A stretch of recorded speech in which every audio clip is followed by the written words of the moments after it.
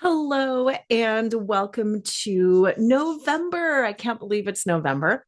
Coming at you for your monthly reading of the energies, about things to think about, everything that the librarians want you to know to get you through this month with certainty, with grace, with joy. For those of you who are a part of the Sanctuary of the Soul, I will also be sending you your individual reading. And for anybody who wants to be a part of the Sanctuary of the Soul, it's $230 for a quarter, and you get a monthly individual reading, as well as a quarterly somatic processing movement video and a quarterly ritual based on the seasons. So just DM me and let me know.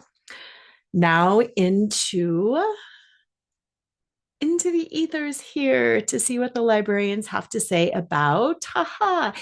It was no coincidence that I said getting through November with grace, because there's going to be a lot of moments in November that require an extraordinary amount of grace.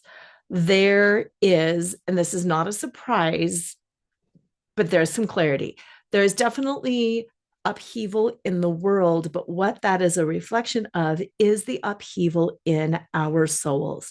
What is going on around us truly has no, it's not that it has no impact, but it is what we have created based on what is going on inside of ourselves. So the grace that is being referred to is the grace within ourselves to find unity and peace. How the librarians are telling us to focus for the month of November is by an extension of love. They're asking us to extend love. It's not that it's not that we have to go do something. It's not that we are not being asked or tasked to go do anything. We are being asked or tasked to feel something. So they're saying start small. Start by the people in your family and friend group that bug you. Start with the people who irritate you and just send them love. Send them grace, send them love, send them compassion, knowing that you bug other people too. I know it's hard to believe, but knowing that you bug other people too, send them grace and compassion. From there, they ask you to extend that a little bit further afield in a little bit harder situations. Who are the people? Haha, yeah, we'll do that. Who are the people that you disagree with politically? Who are the people that you do not understand at all? Who are the people that are pushing your buttons? Who are those people? And to drop in and just send them love. Realize that you confound them the way they confound you, and to just send them a smile, send them compassion, send them unity. Everybody is stressed right now. Everybody is anxious and on edge right now. Again, because of what's going on inside of us. It's not that it's going on in the world, it's going on inside of us. So do that practice of extending love on a very, I was going to say soulful, but that's, well, I guess it is. You're extending love on a soulful level, but you're extending it on a soulful level first, very close to home in an easy regard, and then extending that to politically. Extending that politically. They're saying maybe even culturally and everything, but right now it's about politics because it's November. So extend that love through that. And it's not asking you to change your mind or to change anybody else's mind, just to extend that love. And for the rockiness that is ahead, to disengage from that, because it's almost an illusion that this is happening. Don't participate in it. Don't participate in that. Choose what you see, create the world that you live in. create create what you see and look for what you want to see. So the message earlier, I can't remember if it was this week or another week, was around pulling away from media and not watching things because it tells you a story and then that image starts coming up in your mind. It's the whole idea of like, don't think about a purple cow, then suddenly you start thinking about a purple cow.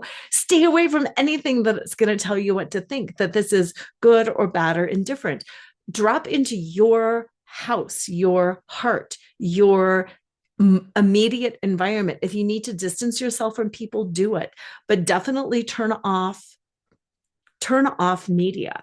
Look at things that bring you joy, because you can be the anchor for joy and for peace for yourself.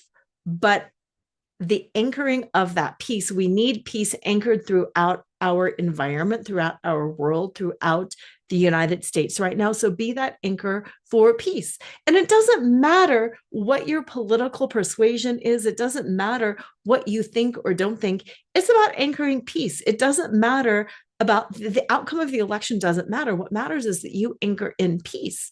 And if you want to anchor in conflict and division, you can anchor that in. But it's not, we don't have, what they're saying is we don't have conflict and division right now. We don't have that. We have so many people looking at small pockets of conflict division and talking about that and thinking about it. And then it's like the purple cow. Then we think about all of this conflict and division in our own lives, in our own families, in our own, about all these different things. And then that becomes this dominant nightmare because that's all we're thinking about. And look around. They're saying, truly look around in your world, not by looking at the TV, not by looking at social media, but look around.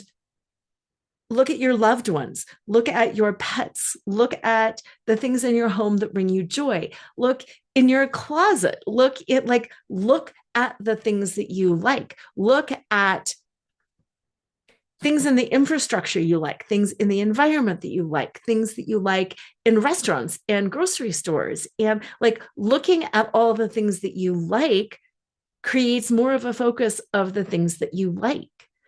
Hang out with the people that you like and do not talk about the things that you don't like.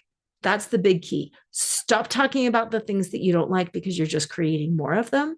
And this is that moment of grace and gracefully disengaging yourself from any sort of negativity within or without. And this is the third piece. It's really clearly about monitoring your thoughts and not letting your thoughts go there. One of the things that, like the hairband or a rubber band around your wrist, whenever you start going there, just snap yourself and be like, we're not doing that. And think about something fun. Eat something fun, drink something fun, sniff something fun, walk somewhere fun, look at your shoe collection, do something that is fun for you. And that is the task of November. And the reason that the task of November is here is we're leading into the winter solstice. So we're leading into an entire change of season. And November is this whole change about what are we going to lead into. We're leading into yet another change of season. We have just moved into this change of season. It's fall. It is the falling away. We had talked about that earlier in the October energy reading that I did. November, we're completing that falling away cycle, and it's the choosing of where you're going to look, the choosing of where you're going to be. So November is about choice. That's why we're voting in November, because it's about choice. But it's not that external choice. It is that internal choice. What are you choosing for yourself? Are you choosing to focus on the division, on the pain, on the suffering, on the places where we're not connected? Or are you choosing to focus on all of the things that bring you joy? So we have the falling away, we have the choice period. And then once you have the choice, that what leads you into winter solstice and the slow start of the rebirth and the resting of the next season. So November is about choice. Be very mindful, be very conscientious of what you choose. Snap yourself if you're choosing something negative. Be aware 24/7 of what you're choosing. Be aware of what others are choosing. Sometimes it's easier to see when somebody else is being grouchy than when you're seeing yourself being grouchy. November is about choice and choosing how you want to think and what you want to notice and how you want to feel and the kind of world you want to create for yourself based on the kind of inner environment that you are choosing for yourself. And nobody can have a positive outer environment when their inner environment is negative. So make the choices to clean up your inner environment by the choices that you make along the way. So there you go. Wow, that was an interesting one.